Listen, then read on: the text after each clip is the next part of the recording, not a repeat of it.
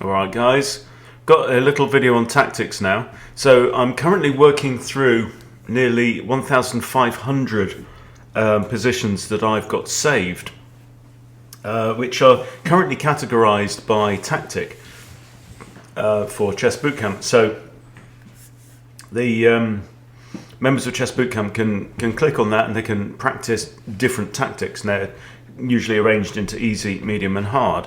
But what we're going to be doing is rearranging all of these into a whole new library of studies that you'll be able to use for practice, and that you'll get a whole range of different tactical positions in the easy range and the medium range and the hard range. But I'll tell you more about that later. So there's a theme to all of these. I've got 8 examples and they're all on the relatively easy side.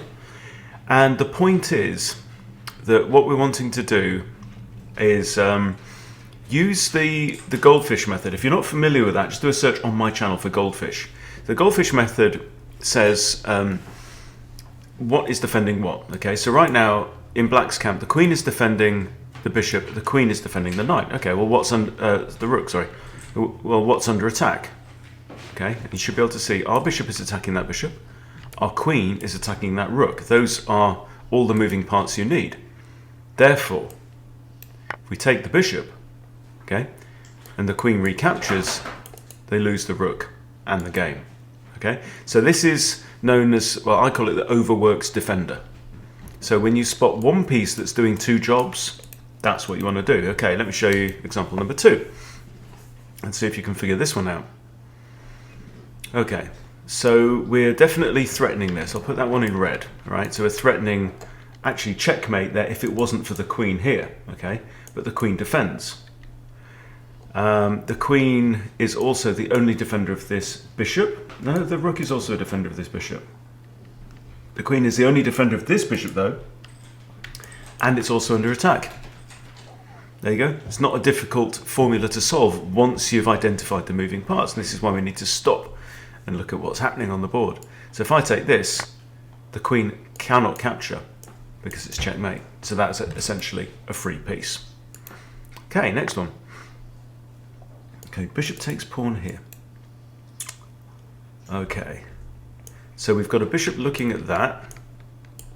We've got a queen looking at that. We've got a rook obviously looking at this pawn. All these kinds of things. Okay, so but what's defending? Well, the pawn's the defender of that and defender of that. Okay. Pawn defends pawn, pawn defends bishop, queen attacks bishop, bishop attacks pawn. Okay, so we take the pawn, and the pawn can't take really because that's there, and it will be checkmate coming along any minute. Good. You see the point? Now this is a beautiful pattern, and you will find this multiple times in your chess career. Okay, and it's how you would write this out algebraically, I have no idea. But the point is, our rook attacks this rook, right? Our queen attacks this queen. What's defending the rook and the queen? The same piece. Okay, therefore we can take the rook for free. Because if the king takes, we win the queen outright. Right? That is very more common than you'd think. Okay, chapter 5, let's have a look. Okay, so the queen's defending g7. Right? This definitely looks like one of my games. In fact, all of these positions have come from games I've played. This is the difference. These are not contrived puzzles. Okay? So the queen's defending that. However, the queen is also realistically the only piece that can defend another sensitive piece or square, which is this pawn here. So the very common move here, very common in the Vienna, is knight to d5. Hitting the queen, also hitting this, right? The queen can come back and defend this pawn, but that would lose this pawn and then the rook's in trouble. So very important move to remember that. Okay, it's 3 more. Oh no, my knight. I've lost the knight. Well, let's have a look. Defends, defends, defends. Okay, now this is an only defender relationship on the rook. Okay, and we've got attacks, attacks. Okay, so attacked twice, defended twice, attacked once, defended once. Take the bishop, right? Queen can't take as rook takes queen. If rook takes, we can take again, I guess. So let's have a look. Okay, so after they take this, it's +2. Okay, so we win the bishop for free. If rook takes, so we're +1. Yeah, we take. We've got a knight, they haven't. Good one. Right, 2 more. The knight has found a nice outpost, but has it? Okay. Well, what's defending what? Let's have a look. And what's attacking what?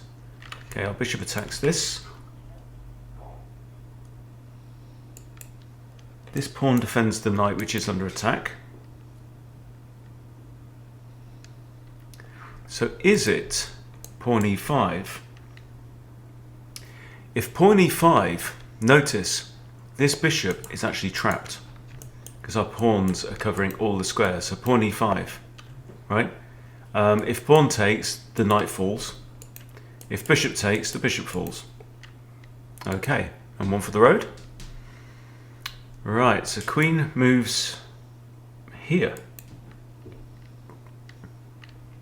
So queen defends the rook, queen defends the bishop, defends. Fair enough. What are we attacking? We're attacking this rook and we're attacking this bishop. So let's bring it down to the important bits.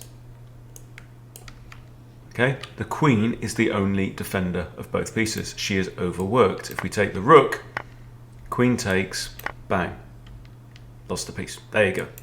So, good reason to slow down. Good reason to, if you're playing online on chess.com or Lichess, draw your arrows, right? Use the modifier keys on your keyboard to change the colors if you want as well.